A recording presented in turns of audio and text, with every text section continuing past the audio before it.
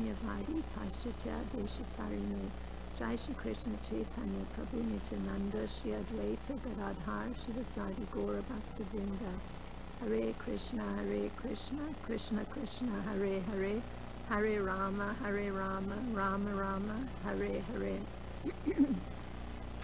So today we are reading Srimad Bhagavatam 10th canto chapter 12, and we're doing text 31 through 33, and I believe 33 is on the board, so I'm going to read 31 and 32 and then come to 33. So text 31. Tato tikasya niruddha margino hi udgirna drishte brahmanantas svitas tataha purno natarange parvano niruddho murdan vinir bindya vinir gato babhi. In the translation for text 31. Then, because Krishna had increased the size of his body, the demon extended his own body to a very large size. Nonetheless, his breathing stopped, he suffocated, and his eyes rolled here and there and popped out. The demon's life air, however, could not pass through any outlet, and therefore it finally burst out through a hole in the top of the demon's head. Text 32. Tenaiva sarveshu bahirgateshu praneshu vatvan surida paretan vishya svayotapya tad anvita punar vakritran mukundo bhagavan viniryayan. And the translation for text 32. When all the demon's life air had passed away through that hole in the top of his head, Krishna glanced over the dead calves and cowherd boys and brought them back to life. Then Mukunda, who can give one liberation, came out from the demon's mouth with his friends and the calves. And text 33, which we can chant together.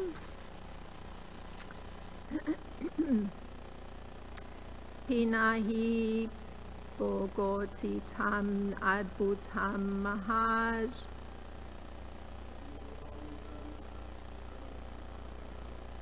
Yoti svadamna jvalaya disodaso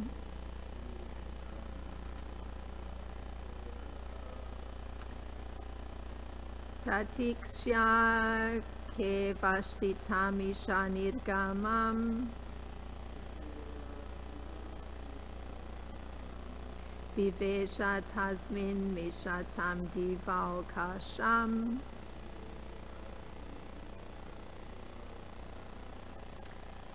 Pinahi bhagoditam adbhutam mahaj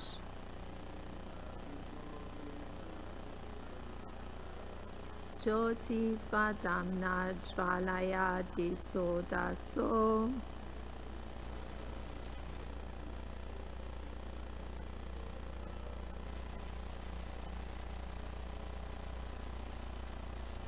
Pratikshya ke vashtitam isha nirgamam Vivesha tasmin mishatam divaukasham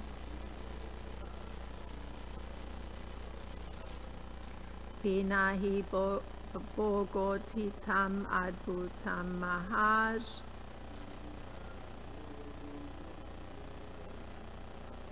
Jyoti svadamna jalaya dishodasho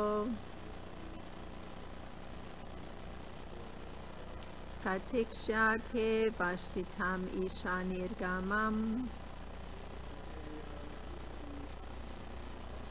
Vivesha tasmin mishatam divaukasham. Please chant.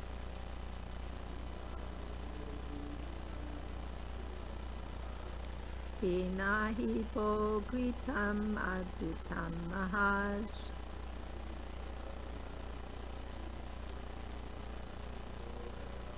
Jyoti Svadamna Jivalayaktisho Dasha Pratikshya Ke Vashitam Nisha Nirgamam Divesha Tasmin Nishatam Divo Kasham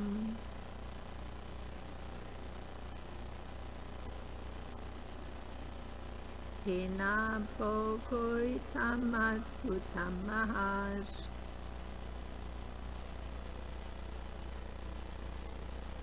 Jyoti Swadamna Jvalayati Shodasho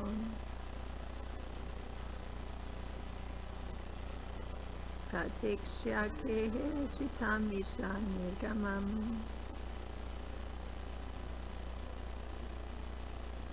Vivesha Tasmin Nishatam Divokasham.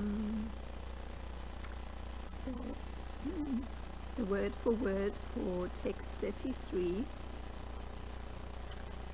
Pina, very great. Ahi Boga Adhitam. Udhitam. Issuing from the serpent's body, which was meant for material enjoyment. Adbhutam, very wonderful. Mahat, great. Jyoti, effulgence. Svadamna, by his own illumination. Svadayat, making glaring. Disha Dasha, all the 10 directions. Pratikshya, waiting. Ke, in the sky. Avashtitam, individually staying. Isha Nirgamam, until the Supreme Personality of Godhead, Krishna, came out. Vivesha, entered. Tasmin, in the body of Krishna. Nishatam, while observing. Divaukasham, all the demigods. The translation. From the body of the gigantic python, a glaring effulgence came out, illuminating all directions, and stayed individually in the sky until Krishna came out from the corpse's mouth. Then, as all the demigods looked on, this effulgence entered into Krishna's body. Purport by Srila Prabhupada. Apparently, the serpent named Aghasura, because of having received association with Krishna, attained mukti by entering Krishna's body. Entering the body of Krishna is called Sahuja Mukti, but later verses prove that Aghasura, like Dantavakra and others, received Sarupya Mukti. This has been broadly described by Srila Vishwanath Chakravarti Thakur with reference from the Vaishnava Toshani of Srila Jiva Goswami. Aghasura attained Sarupya Mukti, being promoted in the Vaikuntha planets to live with the same four-armed bodily features as Vishnu. The explanation of this is so, how this is so may be summarized as follows. The effulgence came out from the python's body and became purified, attaining spiritual Shuddha Sattva, freedom from material contamination. Because Krishna had stayed within the serpent's body, even after the serpent's death, one may doubt that such a demon, full of mischievous activities, could attain the liberation of Sarupya or Sahuja, and one may be astonished about this. But Krishna is so kind that in order to drive away such doubts, he had the effulgence, the individual life of the python, wait for some time in his individuality in the presence of all the demigods. Krishna is the full effulgence, and every living being is part and parcel of that effulgence. As proved here, the effulgence in every living being is individual. For some time, the effulgence remained outside the demon's body, individually, and did not mix with the whole effulgence, the Brahmajyoti. The Brahman effulgence is not visible to material eyes, but to prove that every living being is individual, Krishna had this individual effulgence stay outside the demon's body for some time, for everyone to see. Then Krishna proved that anyone killed by him attains liberation, whether Sayuja, Sarupya, Samipya, or whatever.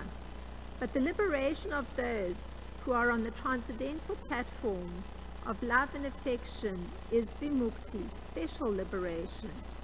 Thus, the serpent first entered the body of Krishna personally and mixed with the Brahman effulgence. This merging is called Sayuja Mukti. But from later verses, we find that Aghasura attained Sarupya Mukti. Text 38 explains that Aghasura attained a body exactly like that of Vishnu, and the verse after that also clearly states that he attained a completely spiritual body like that of Narayan. Therefore, in 2 or 3 places, the Bhagavatam has confirmed that Aghasura attained Sarupya Mukti. One may then argue, how is it that he mixed with the Brahman effulgence? The answer is that as Jai and Vijay, after 3 births, again attained Sarupya Mukti and association with the Lord, Aghasura received a similar liberation. So I did the prayers in advance while we were waiting. So I'll just proceed.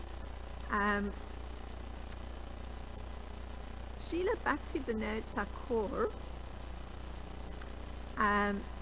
he writes in Sri Manaha Shiksha that pretension is the vice of the Bada Jivas, so the souls that have their particular, are subject to the particular patterns of their mind, their conditioning, and that in the pure state, the Jivas by nature are pure and honest. Means that the soul is not touched by any kind of pretension or need to pretend or be dishonest.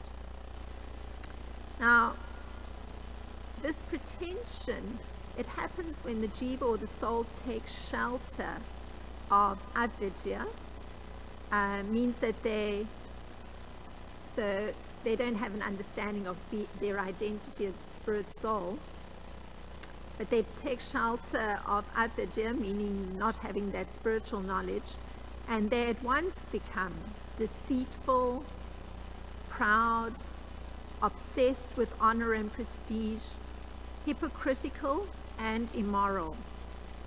And thus they stray from the truth of their spiritual identity. So, and their true spiritual identity being in relationship with the Supreme Lord, because that's one's actual identity, and that's the knowledgeable position.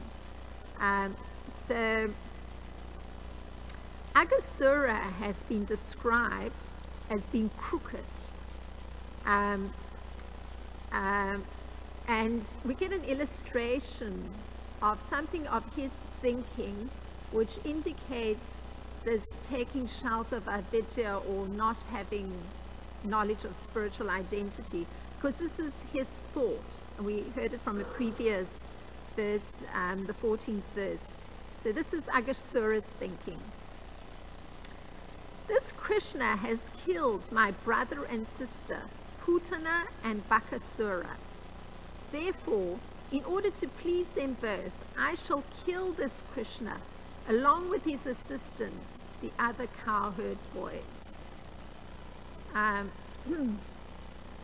So, this avidya that Aghasura took shelter of led to a particular action.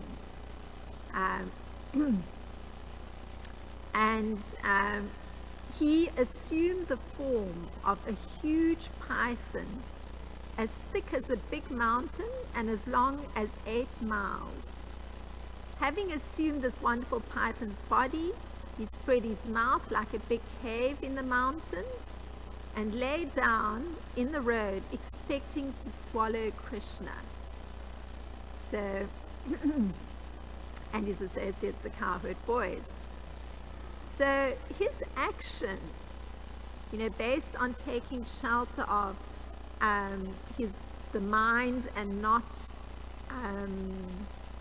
identifying with the spiritual nature, was such that his thinking led to a particular action, and that action was based on violence. So this is something of the difficulty that happens when one forgets spiritual identity. So his action was going to be very distressing to other living beings. And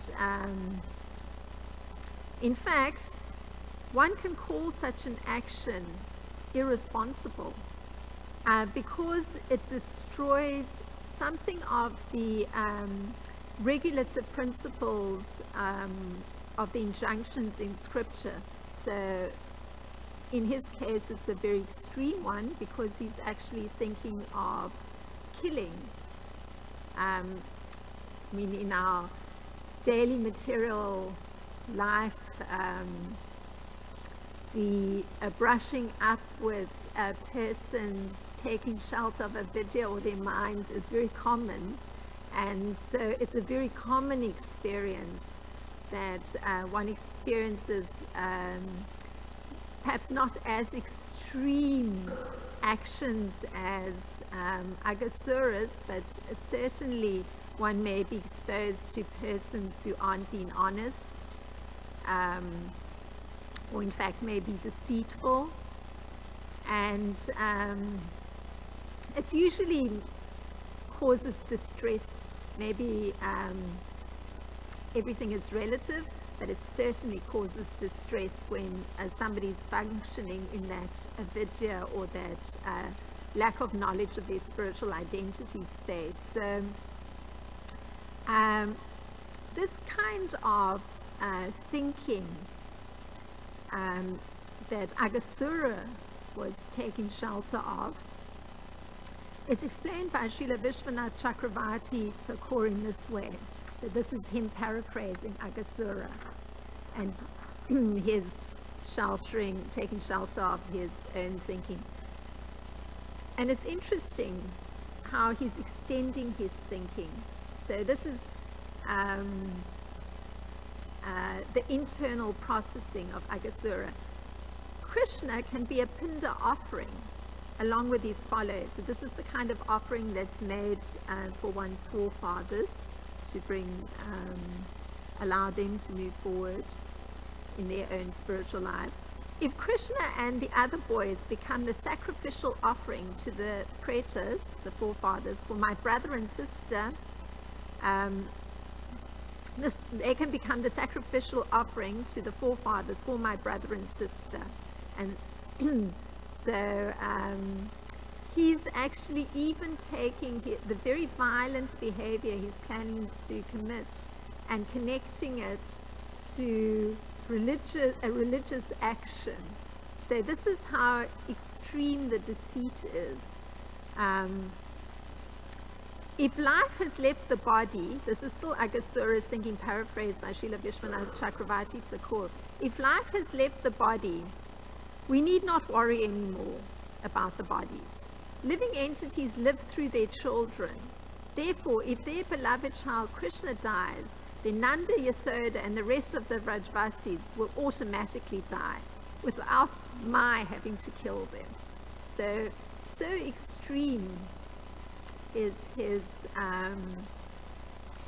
deceptive thinking, and I mean the sheer wickedness that's there, that he's actually wishing death on all the inhabitants of Vrindavan, and he sees that his being able to kill Krishna, as he imagines, will bring about the desired result of the death of all the inhabitants of Vrindavan. So this is Srila Vishwanath Chakravarti Thakur giving some insight into the internal processing of Aghasura. So his thought process exemplifies action in ignorance. And this kind of breakdown is explained by Krishna himself in Bhagavad Gita in the 18th chapter, in the 25th verse. That verse is Anubandham Shayam Himsam Anapeksha Cha Purusham Mohadarabhyate Karma Yata Tamasam Uchyate. And this translates into that action performed in illusion, in disregard of scriptural injunctions, and without concern for future bondage or for violence and distress caused to others, is said to be in the mode of ignorance. So, this is Aghasura and the action he's wishing to perform. So Srila Prabhupada states that such irresponsible work is carried out in the light of one's own experience, and that this is called illusion. So this is very interesting. Aghasura's experience, his brother and sister were killed by Krishna. So his action is based on his personal experience. Okay, this is what happened to my brother and sister. I'm going to avenge their death. And in fact, it's going to be an offering to my forefathers that I'm performing this murder. So very distorted thinking, tying it up with religious principles that, you know, one makes some offering regularly to one's forefathers, at least on the Karma Kanda or the ritualistic platform. So Srila Prabhupada says this is called illusion. Now, his pretension, or Aghasura's pretension, it's clear from the conversation of the boys, because we see how they have to grapple with the pretension. So this is the boys talking. Dear friends, this figure appears to be a great animal, and he's sitting in such a posture just to swallow us all. Just see, this is not a big snake that has widened his mouth to eat all of us. So they see the pretension. When he's sitting in a particular pose, he has his mouth wide open. so it appears to be a big animal. So now today we're reading that it's moved on, and he's actually come to the point where he's actually managed to swallow the cowherd boys, and Krishna's entered his mouth. So, and we're just after the point where Krishna has expanded his body, so he has mystic powers too. So he has this demoniac entity. Through his mystic powers, he assumes a particular gigantic form. I mean, that's one of the mystic powers, the ability to become super huge, and there's the opposite mystic ability to become teeny, teeny, teeny. One could even pass through a keyhole. So in this particular case, Krishna uses the same mystic power, and he also expands his body. But when Krishna expands his body, he's within the throat of the snake. So what happens then is that the snake's throat is completely blocked up, and his eyes pop out because of the extreme pressure. And his life air also gets trapped. Krishna's expanded so much that it's blocking the passage of the life airs that need to move freely through the body, and there's no outlet for those life airs. So finally the life air bursts out through it's called the Brahma Rudra, a hole at the top of his head. Srila Sanatana Goswami, he describes, and this is interesting, that at this moment the heart of the snake shook in fear. So he knows death is close, and he knows his destruction is imminent, it's coming at any moment. So his heart is actually shaking in fear. And this is Srila Sanatana Goswami. He says that Aghasura had now become bewildered by his false ego. Although he was adept at mystic illusion. So this is coming to the crunch of the matter, how he's processing everything and where he's, what his internal experience is like. So this demon had vast intelligence. Just his mystic abilities indicate that. But Srila Sanatana Goswami says he became bewildered by false ego. So just to understand how this works, Krishna describes how it is that intelligence can remain steady. So of course this demon's in a very precarious situation, but it is possible for one's intelligence to remain steady. In this case, we're hearing that his heart is shaking with fear. So Krishna says how it is that intelligence could remain steady. So even at that critical moment when death is coming, this is Krishna talking, Bhagavad Gita 261. He says, one who restrains his senses, keeping them under full control, and fixes his consciousness upon me, is known as a man of steady intelligence. And that verse is Tam Salvani Samyamya Yuktam Asitamat Paraha Vashehi Yasendriyani Rasya Pragya Pratishtita. So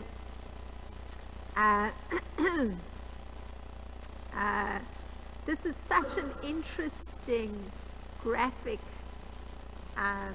description, because Aghasura actually has Krishna right within his throat. And we hear from Srila Sanatana Goswami that his intelligence is getting bewildered by false ego, and we hear from Krishna that the means to keep the intelligence steady is to fix one's consciousness on Krishna. So Aghasura is clearly not doing that, because his yogic practice has not been to put his entire intelligence invested in Krishna. So in his case, his heart starts shaking with fear. And Srila Prabhupada quotes Baladev Vijayabhusan as to how the senses can be controlled, because that's part of keeping one's intelligence steady. The senses can be completely controlled only by the strength of devotional service to Krishna. And how one can understand this is there's a simile that's given, that if one were to have this blazing fire in a room, then everything within that room would get burnt up.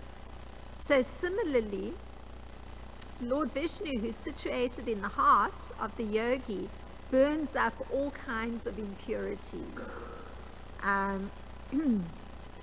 So the yogi who meditates upon something which isn't Lord Vishnu, then any elevation that he's aspiring for, it's actually really a waste of time, because at the moment of death, like we're hearing with Aghasura, the heart is shaking with fear. There's nothing to hold on to. So Srila Prabhupada likes using this word, and it's fantastic because you don't hear this word used so often. He says that such yogis are searching after phantasmagoria, so it's not real. So, because at that critical moment of death, there's nothing to hold on to. That's what the problem is. So, so this means that yogic perfection or control of one's senses isn't really possible unless one is Krishna conscious, meaning one's whole meditation is on Lord Krishna. So now, the bewilderment by the false ego, which Srila Sanatana Goswami tells us is what was happening to Aghasura, it happens when the spirit soul is thinking himself the doer of his actions. meaning his actions really are being carried out by the modes of material nature, but he's thinking, I'm the doer of these actions. So this information we get from Bhagavad Gita 2:27. So the consciousness is material when one is thinking oneself, the doer of action. And this is Agasura, my brother and sister got killed, I'm going to kill Krishna and all his associates, and then because they are dead, then all the inhabitants of Vrindavan are also going to die without me even having to kill them because they're so distressed. So this is Agasura thinking he's the doer of all activities. He's going to bring about the destruction of the entire, all the inhabitants of Vrindavan. So, so this is where that Srila Sanatana Goswami talking about Agasura getting influenced by the false ego. He's thinking he's the doer of everything. And Srila Prabhupada explains that actually even the mechanism of the body is produced by material nature, which is working under the supervision of the Supreme Lord. And the demoniac person with this kind of materialistic outlook that he or she is completely doing everything, controlling everything, that kind of person with that materialistic outlook doesn't have the knowledge that ultimately is under, or she is under, the control of Krishna. So Agasura certainly didn't think he was under the control of Krishna, far from it. But Krishna's in his throat, literally, in this gigantic python form. But it becomes quite graphically clear he's certainly under the control of Krishna to the extent that his life heirs are stopped. And he hasn't engaged any of his bodily or mental activities in service of Krishna. So we find something else. Srila Sanatana Goswami explains that the demon tried to close his mouth. So as long as there's this materialistic thinking, one's still thinking one's going to try and survive on one's own. So here the demon tries to close his mouth desperately, but he's not able to do so because of Krishna's superior mystic power. So it's a yogic battle. The demon's attempting to shut his mouth, because then, that would be the death of Krishna.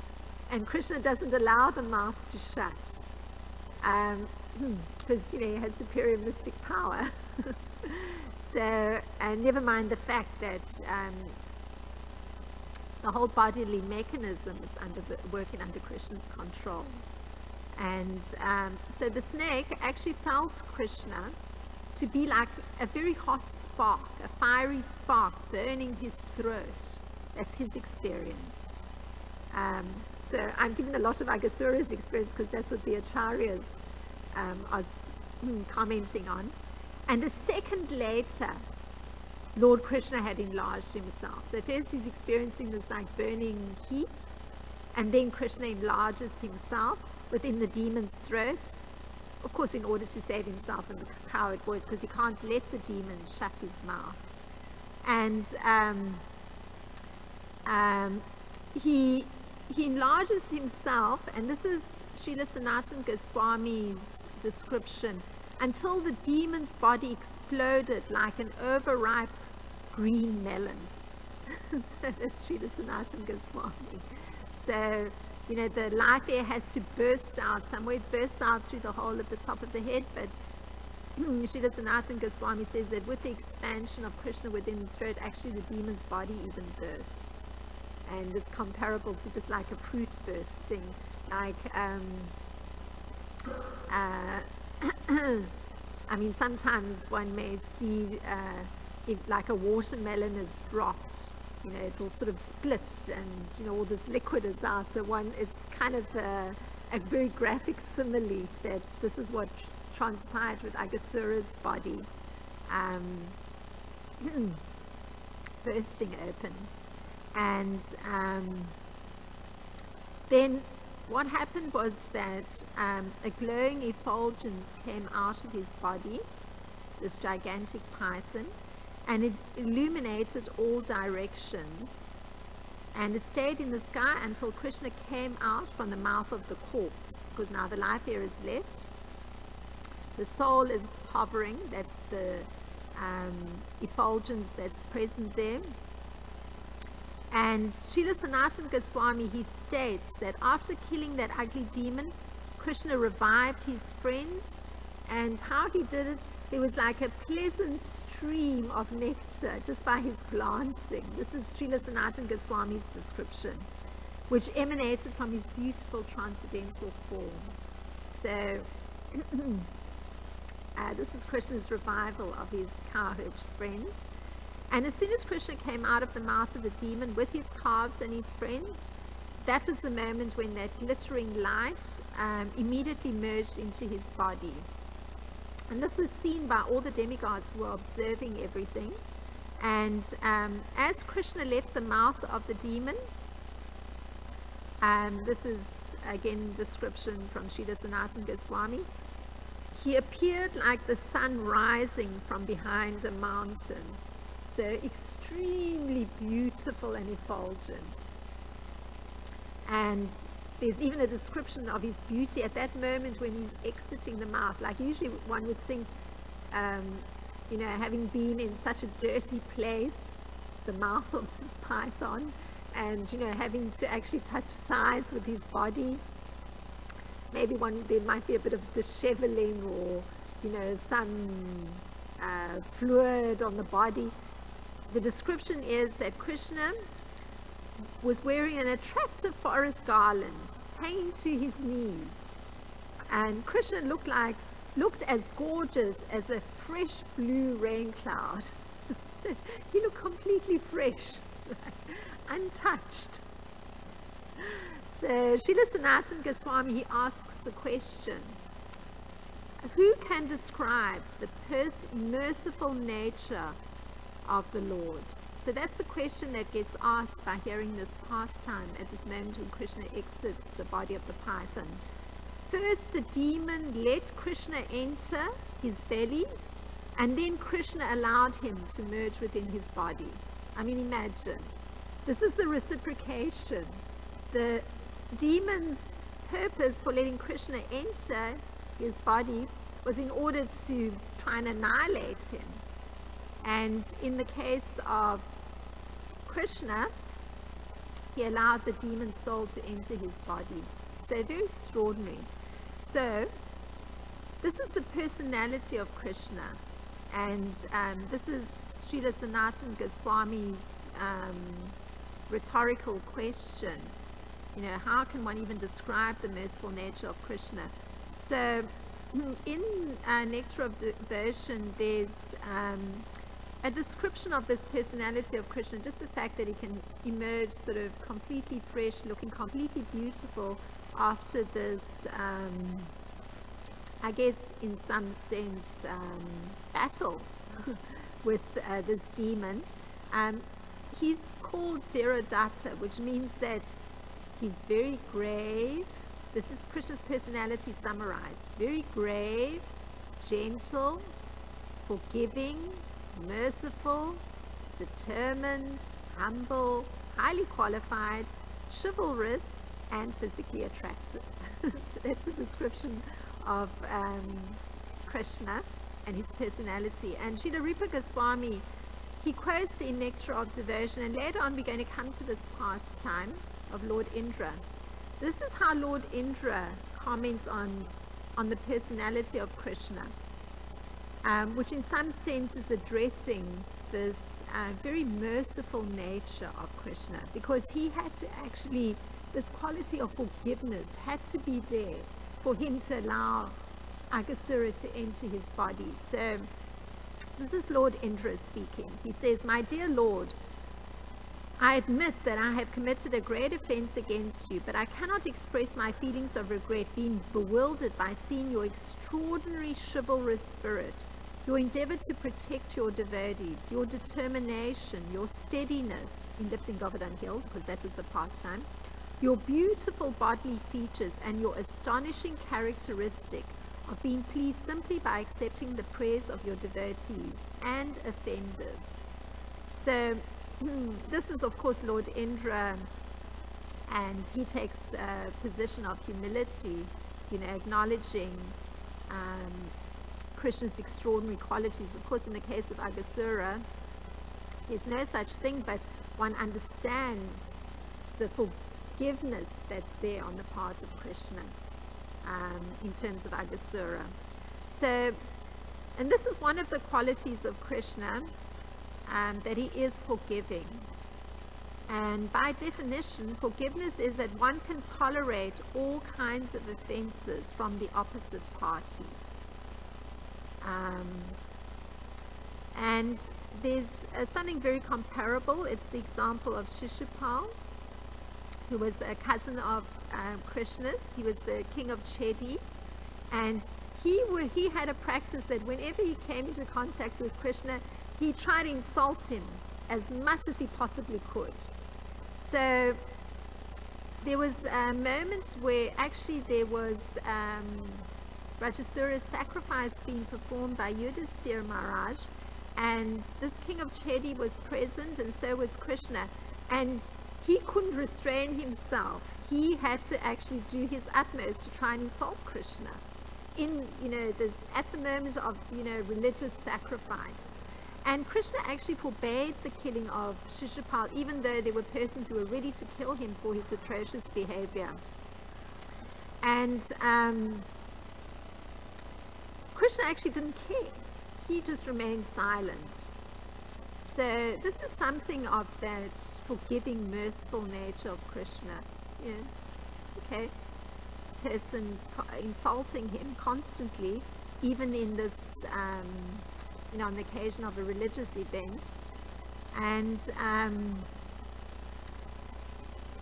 Srila Vishwanath Chakravarti, he explains that Krishna arranged that the individual effulgence of the soul, in this particular case with Aghasura, it would be visible to everyone directly, because Krishna wanted to show the world this quality that he has of granting liberation even to a demoniac entity, somebody who wasn't just insulting him verbally, but actually did his utmost to try and annihilate him, physically. So this is the entity, this Aghasura, that entity who had described how he was going to offer a sacrifice to his forefathers using the death of Krishna. So very demoniac. And this is a description of a demoniac entity, very self-complacent, like very comfortable with themselves, no problem, and always impudent, deluded by wealth and false prestige. So you can see the impudence of Aghasura. I mean, to actually be saying, with the death of Krishna, he's going to make this the offering to his forefathers. I mean, very impudent. And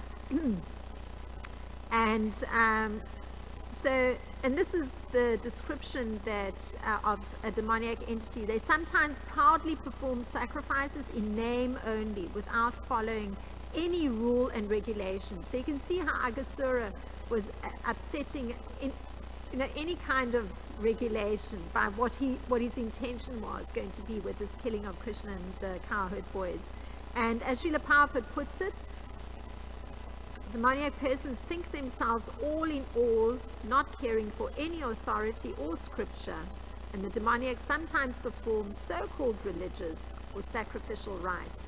So this was Aghasura, and I've taken a little bit different slant because Srila Prabhupada was very extensive in his purport, so I've just taken a slightly different stance, maybe putting more of an emphasis on Srila Sanatana Goswami's analysis of this particular verse. So if there's any thoughts in relation to the content matter.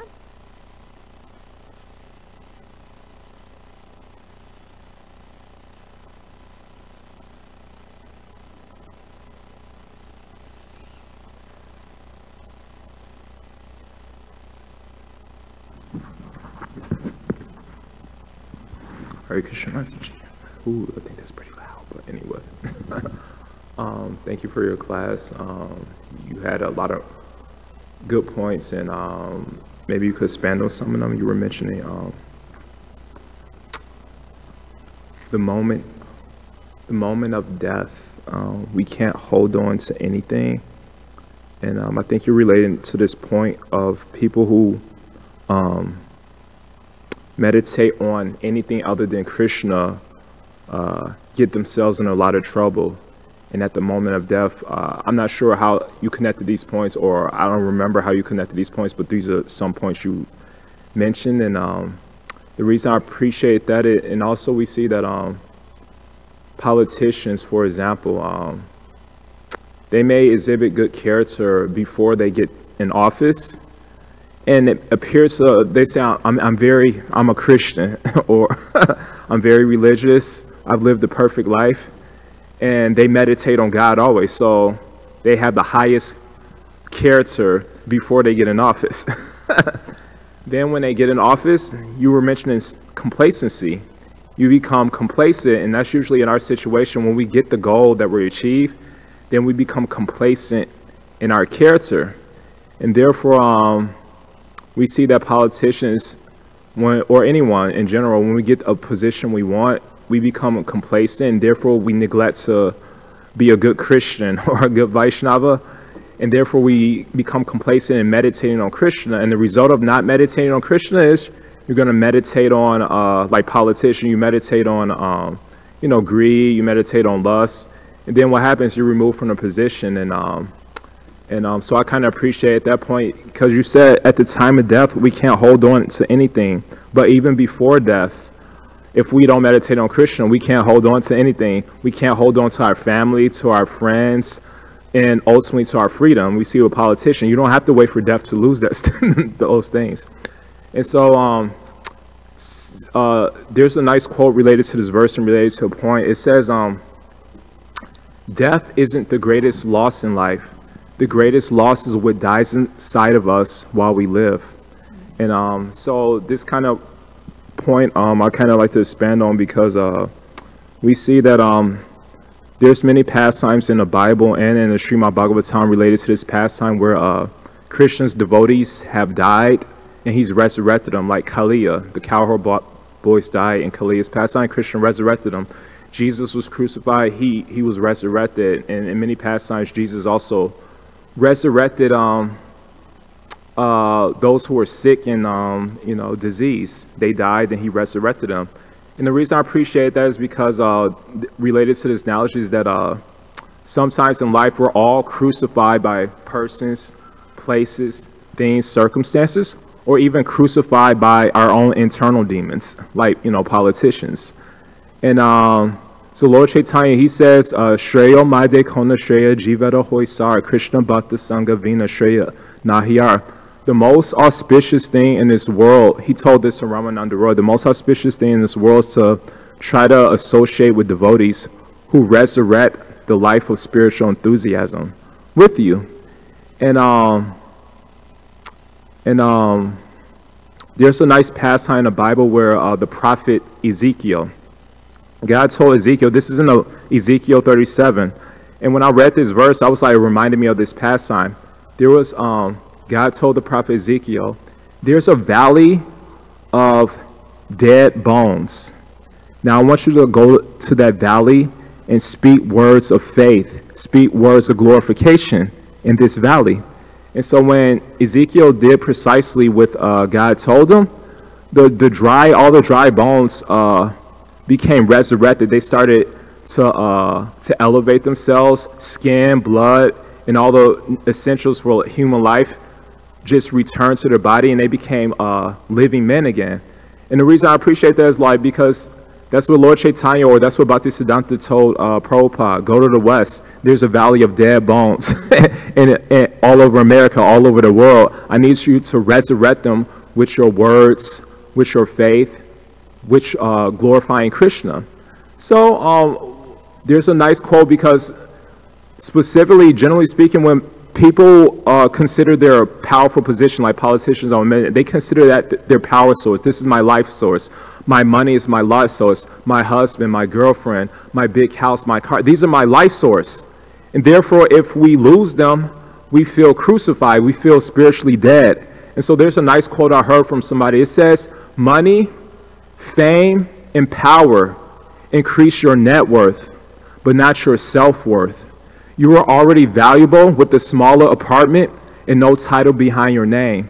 And Martin Luther King, he also says something. He says, even if a man is called to be a street sweeper, he should go out and sweep streets like Michelangelo painted, like Beethoven composed music, like Shakespeare wrote poetry. Everybody can be great because anybody can serve. You don't have to have a college degree to serve. You don't have to know about Einstein's theory of relativity to serve. You don't have to know about the second theory of thermodynamics to serve. You don't have to know about Plato and Aristotle to serve. You don't even have to make your subject and your verb agree to serve. You only need a heart full of grace and a soul generated by love, and you can be that servant. So my question is that what are some steps we can move to? What are some steps we could take to move forward to avoid becoming self-crucifiers? Because I'll just give you an example, and this last example, you could expand on this example. Prabhupada came to the West. He was a spiritual doctor, and we were all spiritually dead, and he revived us, resuscitated us. But when a doctor revives a patient, they tell the patient, my dear patient, in order for you to remain spiritually alive, you have to take your medicine every day. And so sometimes we become our own crucifiers when we don't take the proper medicine of hearing Krishna Katha or following the instructions. So what are some steps we could take to avoid becoming our own crucifiers? Yes, Prabhupada saved me, but we don't gain the realization that actually we're spiritually dead because we're not taking the medicine. Yeah, I could say Prabhupada saved me, but am I really feeling the internal satisfaction? Or how do we distinguish that? I'm not sure if you understand the question. Maybe you could expand on some of that last point a little bit. The question you're asking,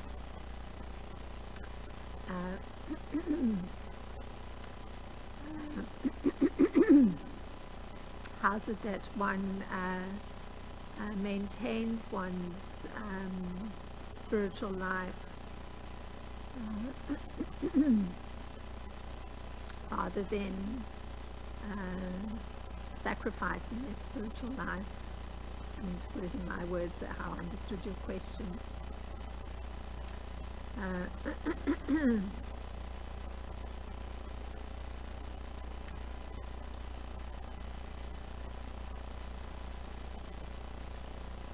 Well, since spiritual life is actually being educated in spiritual knowledge, you cannot have a life without, or a spiritual life without cultivation. So it's different from the concept of a spiritual leader or master has saved one, and just by virtue of having glanced at one or recognized one, and so one's spiritual life is now assured. Rather, it's that one has to cultivate a relationship with the spiritual master through the service one's performing for that entity that the spiritual master and oneself is attempting to serve, who's Lord Krishna. So one has to water that that spiritual life, which is compared to a creeper. So you cannot starve the creeper of devotion, because that is what spiritual life is. One is attempting to cultivate devotion for the Supreme Personality of Godhead. That's the means for moving forward and growing in spiritual life. So that watering process, using the analogy that's given by Lord Chaitanya, that watering process, you've hinted at it yourself, certainly means that one is hearing,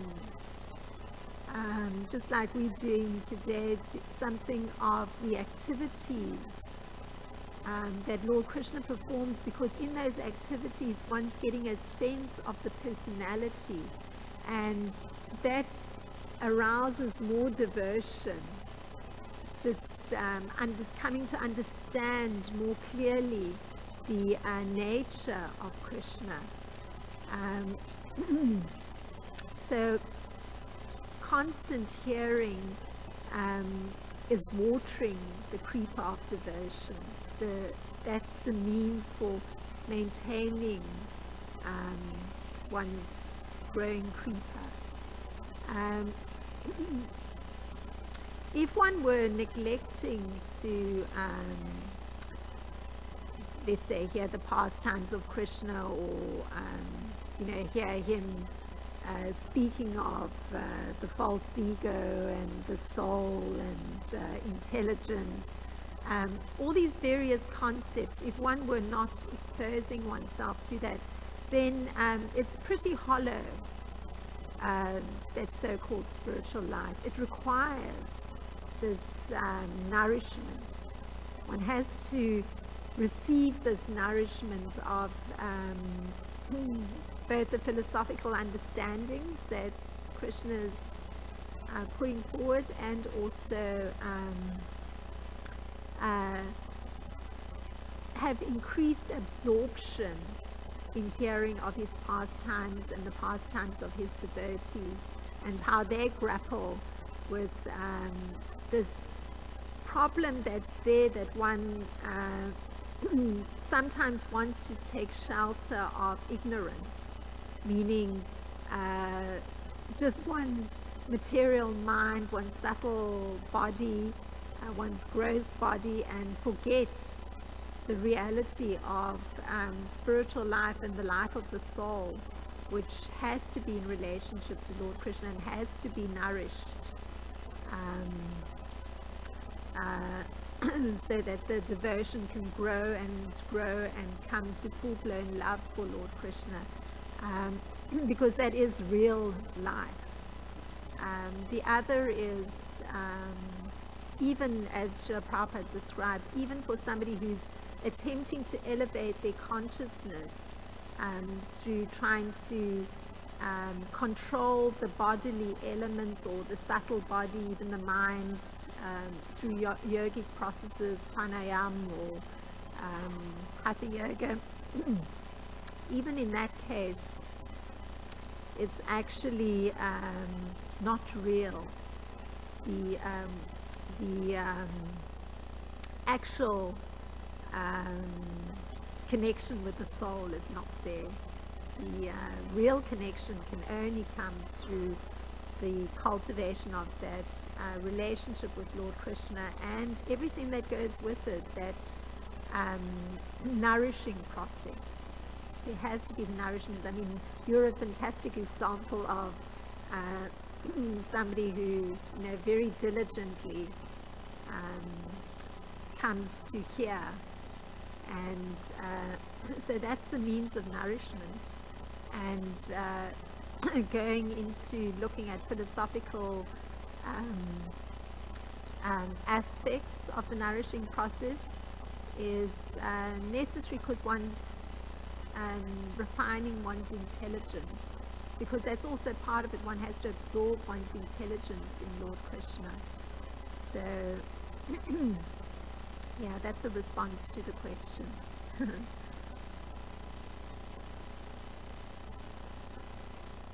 Yes, there's maybe a little bit. Oh, he's getting late.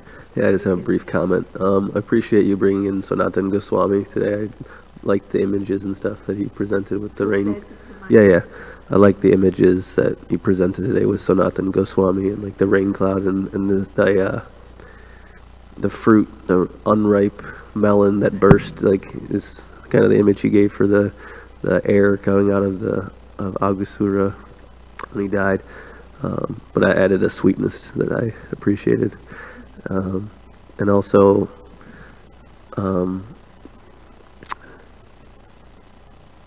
thinking of how Aghasura was thinking of killing Krishna, and that would kill his whole, the ancestors living through him and everything as well.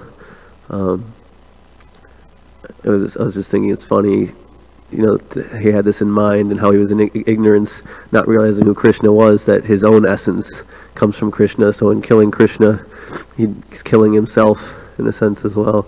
So I think that's just an interesting thought to me on how ignorance often is, that our actions we don't realize are hurting ourselves more than maybe other people even.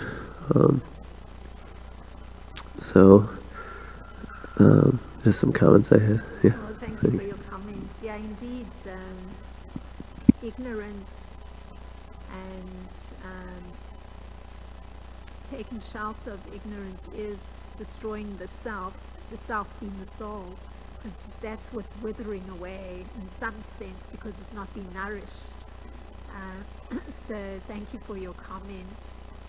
May I ask one other thing? So you spoke about how to dispel illusion and ignorance. Krishna consciousness is essential, and which means constant meditation on Krishna.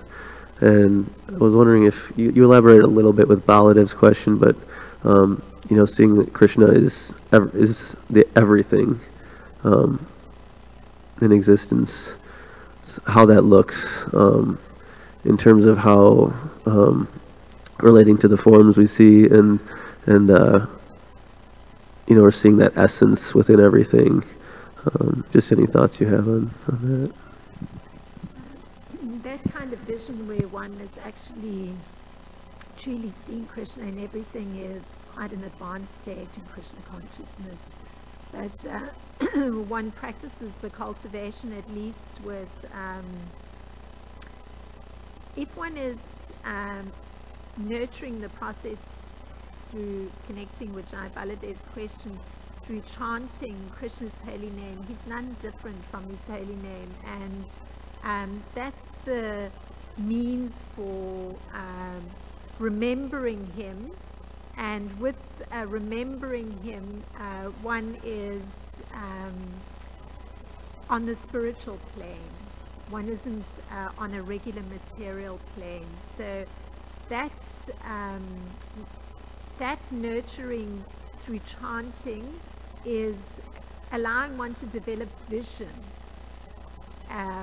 of Krishna's reality and the reality of the soul and the relationship with Krishna and all the other devotees. So it's